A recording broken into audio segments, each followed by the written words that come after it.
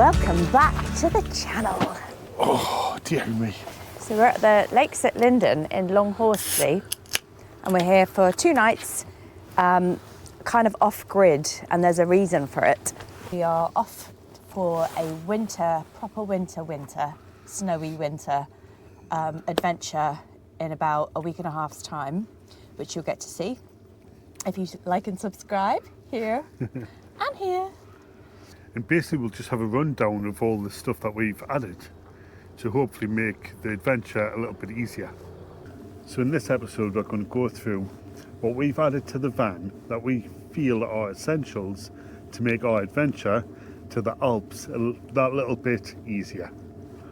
Just hope it works. So let's have a look at our new essentials. We're trialling out like living off grid just in case for when we go away. Bear in mind we're only 20 minutes away from home. Yeah, So but that's the reason why. the whole idea was to put the air awning out. So there's a person just at the side, a person across there. I rock up by myself.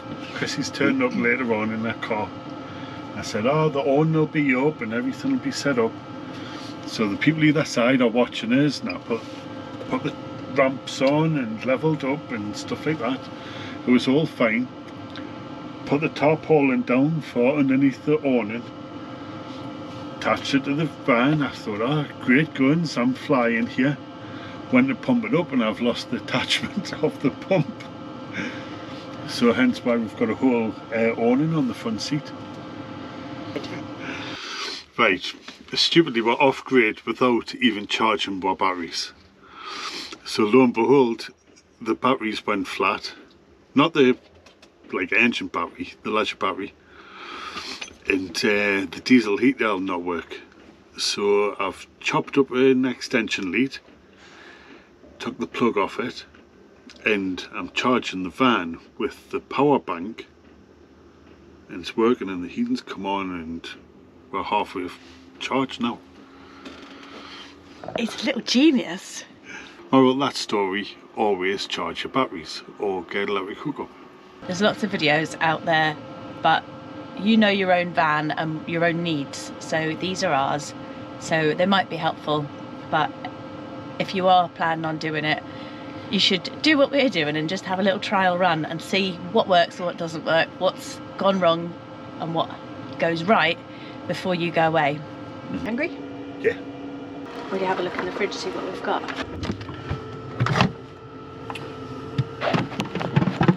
What's our camera in here? It's for the shot.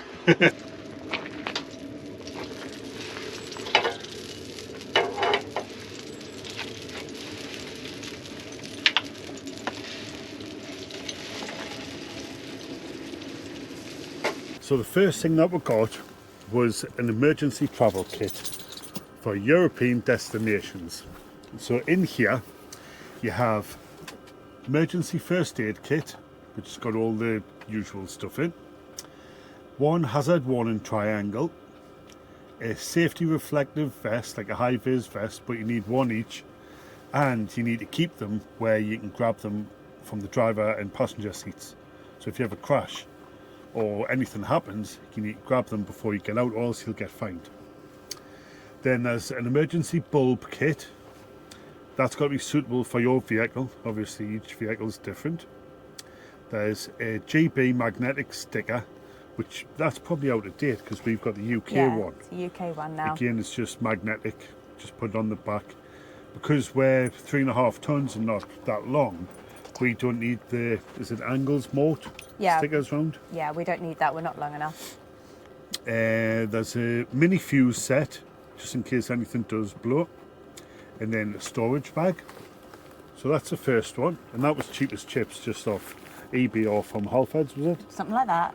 And it's a legal requirement to have that and to have it easily accessible. So we have it literally behind my seat when we're traveling to Europe.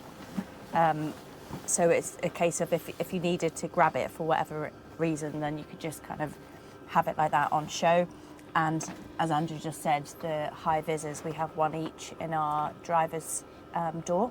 We'll be travelling from France, Belgium, Germany, Austria, there's different laws in different countries. So to get into Austria, you do need a vignette. What is a And vignette? it's just with your car being registered, you get the sticker, got to put it in the right place, and the police do check for them. Is it like a fuel emission thing? I'm not sure. I don't actually know either. Last time we just got it from the petrol garage just before going into Austria. And it wasn't very much. It was only about, like, what, 16 euros or something like that? For the amount of time that you're there. So you can say, right, we're coming in on this date, we're leaving on this date, and then you stick it in your window and you're covered for, like, the roads and things like that. So that's what that is for Austria. Another thing that we do that I know a lot of people do, and we got a little tip, well, not a tip, but we basically went, oh, that's a good idea, which is what a lot of these videos are all about. From our favourite organiser YouTube channel, Slaws. We've got a little folder that we keep everything in. So we have our passports and documents, including the EHIC cards, which are, they replace the old, what were they called? Commander.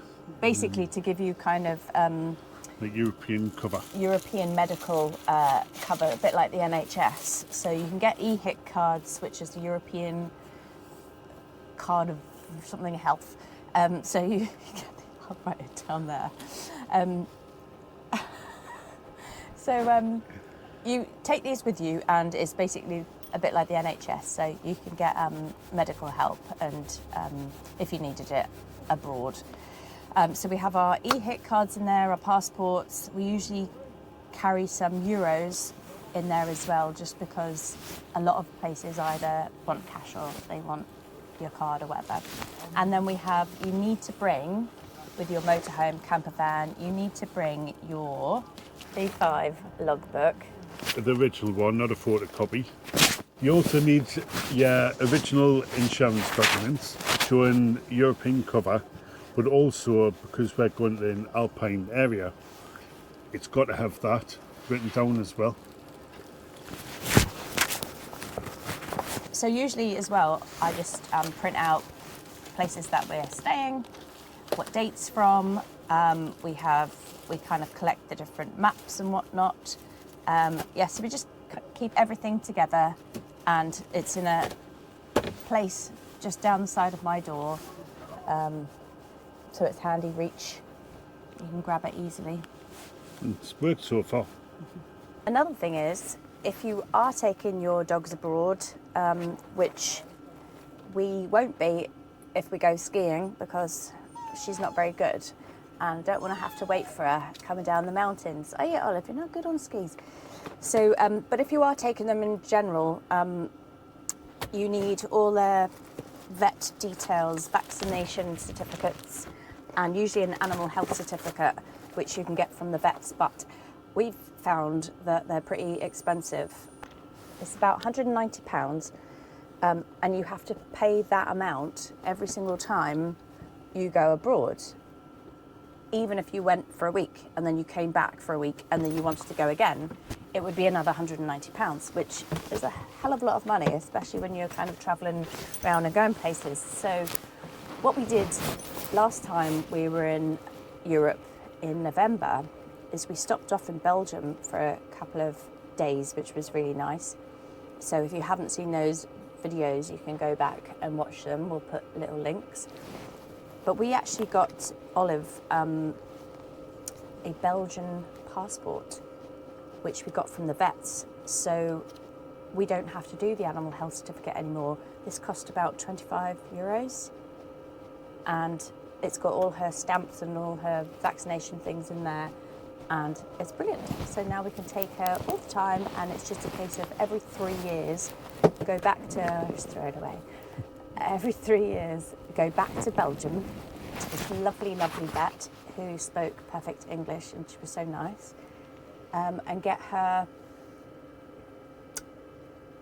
rabies jab, which is a 3-year jab. So you still have to, with the passport, you still have to get the worming tablets within 72 hours of you returning to the UK.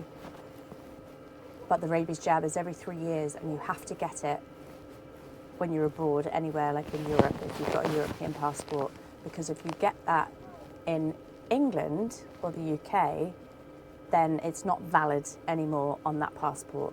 So you're going to have to go back to the animal health certificate. So that's the main thing to know, and that's on the passport. So that's another good tip. So probably the most important thing that we got sorted was a diesel heater. So we've had loads of problems in the past with the gas not working and the heater being temperamental.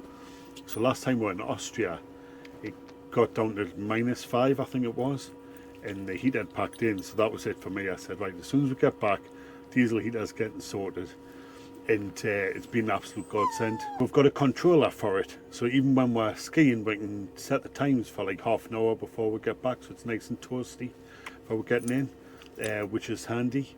And touch wood, nothing's happened to it since, and there's been no malfunctions, and it's worked great, and it does throw out some cracking heat. So another good addition is the rainbow screens covers. So we've got the one for the pop top, which is an absolute godsend, and then we've got the windscreen cover which slides over the doors, so it just fastens straight under the wing mirrors with Velcro, and that's it. So this here wraps round the pop top, goes through the rams at the back, and it's just got 2 clips on the back to keep it all tight, and it does make a massive difference. So the next must for going to the Alps is proper snow tyres. So we got 4 tyres fitted. It's got the 3 Peaks sign on. We've been along the snow roads in Scotland, we've been to Austria in them, and it makes a massive difference. They're a little bit expensive, but definitely worth it.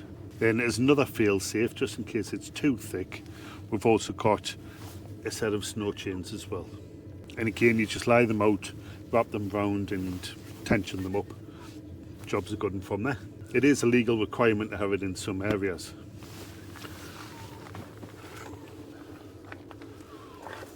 So I hope you found these tips helpful, because we've never been abroad with the campervan, skiing and stuff, so it's all trial and error. We're no experts, as you can see. But if anyone has better ideas, please let me know for the next one. Join us next time, and we'll see you on the slopes. See ya!